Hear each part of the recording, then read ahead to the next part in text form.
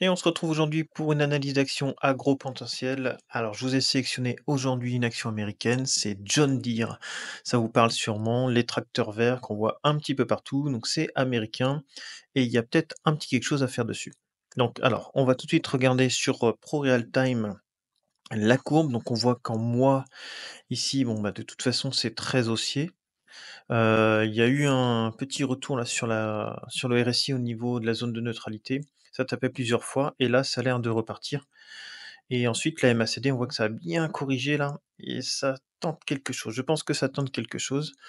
Alors on a quand même une phase de congestion ici. Vous voyez, hop, là sur 2020, il y a eu le Covid. Depuis le juste avant le Covid, on a repris quand même 100 quoi. La valeur a fait un peu plus de 100 jusqu'ici, jusqu'à mars 2021 et vous voyez depuis mars 2021 jusqu'à septembre 2024, il y a une grosse zone de congestion là dans un range et là, il se passe quoi? Il se passe quand on vient un petit peu plus loin, là, oui, la grosse zone de congestion dans un format semaine.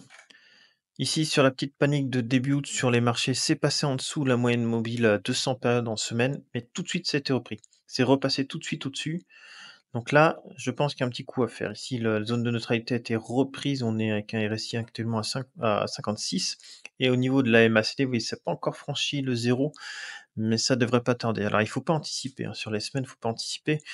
Mais globalement, on a quand même quelque chose qui est pas mal. Là, si je passe sur un format jour, donc on a notre grosse zone de congestion, vous voyez, en zoomé.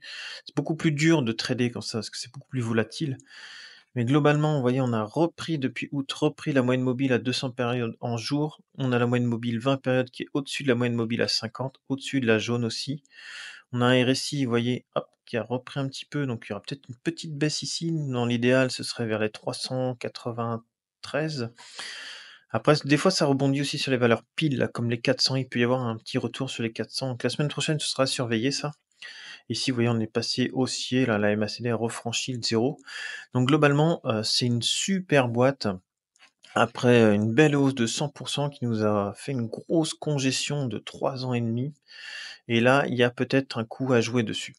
Donc je vais aller sur, Invest, on va regarder un peu la feuille de route là de la compagnie. Alors on voit le score dividende 17/20, le score de croissance 16, le PER qui est redescendu à 14, donc c'est très correct, hein, pour les marchés, c'est à peu près la moyenne des marchés, voire même un peu plus bas que les marchés. On a un rendement actuel au prix le prix de 365 $. On a un rendement de 1,44 par an, une croissance du dividende, vous voyez, de 14,2 quasiment par an, c'est énorme.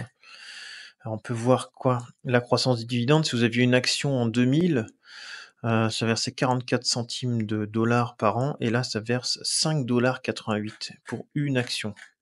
Imagine, vous aviez acheté ça en 2000, là, allez 2003 j'ai ici, 19 €, donc faut remettre en dollars, allez 19 $. Eh bien, vous toucheriez aujourd'hui 5,88 $ pour vos 19 $ d'achat. Vous voyez, vous êtes à 25 de rendement, quoi, par an. On peut regarder le dividende, donc c'est du dividende qui est versé trimestriellement avec, là c'est 1,25, 1,25 l'année dernière et cette année c'est 1,47 par trimestre. Donc là, il y a peut-être un premier coup à faire, à rentrer sur une position. Alors on voit là quand même, ça a tapé 3 fois ici. Donc globalement, est-ce qu'il n'y a pas un petit coup à aller prendre là? Il y a quand même 8 à prendre, hein, peut-être. À court terme, hein, il suffit que ça vous pouvez très bien jouer essayer de tenter les 8 ou alors, attendre que ça revienne sur la moyenne mobile 20 périodes là, pour tenter un 12-13 ou pas, hein, peut-être que ça va pas faire comme ça, mais globalement, ça paraît quand même pas trop mal.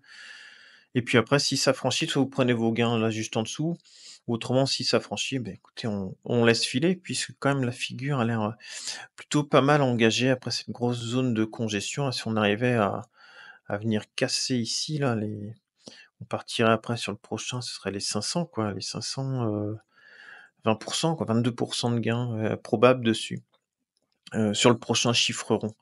Donc à voir, hein. Je la mets de côté celle-là, j'ai bien envie de tenter quelque chose dessus. De toute façon, je vous tiendrai au courant, parce que j'ai dans l'idée de recréer un nouveau portefeuille plus, axé, trading en plus, hein, de celui que je fais déjà, de mon compte titre de Giro et puis du challenge à 2 € par jour.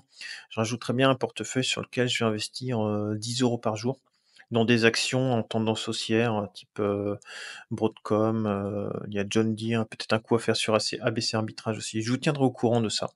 Voilà, donc si jamais vous avez d'autres valeurs, que vous voulez que je regarde ou qu'on peut regarder ensemble, n'hésitez pas.